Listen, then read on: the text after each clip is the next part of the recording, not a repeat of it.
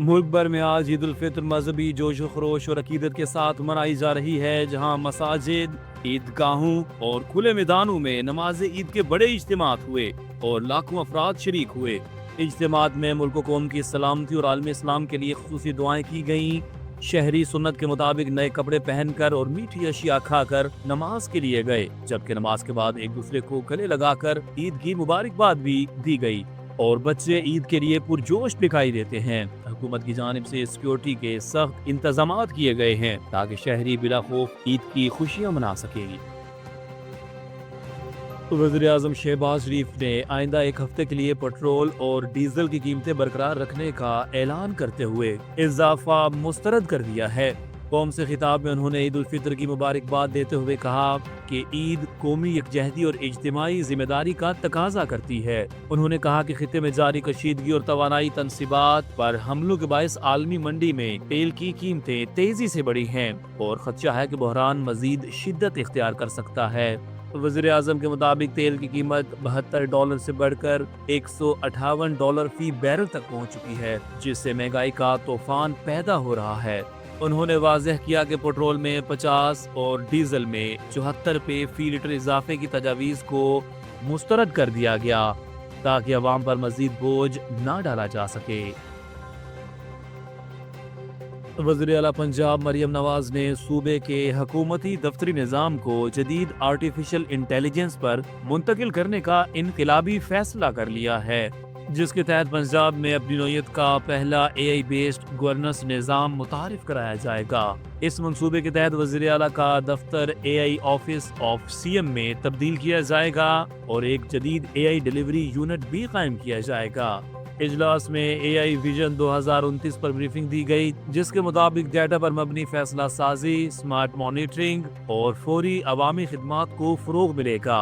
तमाम सरकारी महकमों को एक मरकजी AI यूनिट से मुंसलिक करके मुकम्मल AI इकोसिस्टम तश्कील दिया जाएगा, जबकि सेहत, तालीम, ज़राअत और पुलिस समेत मुख्तलिफ शोबों में टेक्नोलॉजी के मौसर इस्तेमाल को यकीनी बनाया जाएगा। इस मंसूबे के तहत AI अकेडमी और जदीद तरबियती प्रोग्राम्स के जरिए नौजवानों को भी नई महारतें फराहम की जाएंगी।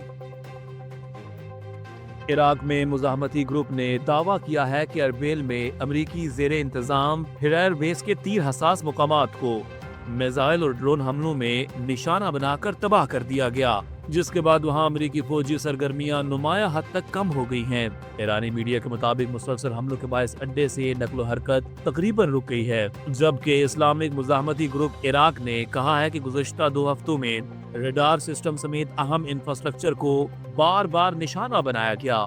रिपोर्ट के मुताबिक इन हमलों के बाद अरबेल बेस पर अमरीकी फिजाई सरगर्मियां तकरीबन 95% तक कम हो गई हैं और लॉजिस्टिक परवाजें भी मुअत्तल हो चुकी हैं। मजीद कहा गया कि अमरीकी अफवाज अब निगरानी के लिए हेलीकॉप्टर्स की बजाय ड्रोन्स इस्तेमाल कर रही हैं, जबकि बगदाद इंटरनेशनल एयरपोर्ट की विक्टोरिया बेस पर भी हमले का दावा किया गया है, ताहम जानी नुकसान की तस्दीक नहीं हो सकी। बरतानिया ने आबनाए हुर्मस की सिक्योरिटी के लिए अमेरिका को अपने फौजी अड्डे इस्तेमाल करने की इजाजत दे दी है ताकि ईरान के खिलाफ मुमकिन कार्रवाइयों में मदद दी जा सके।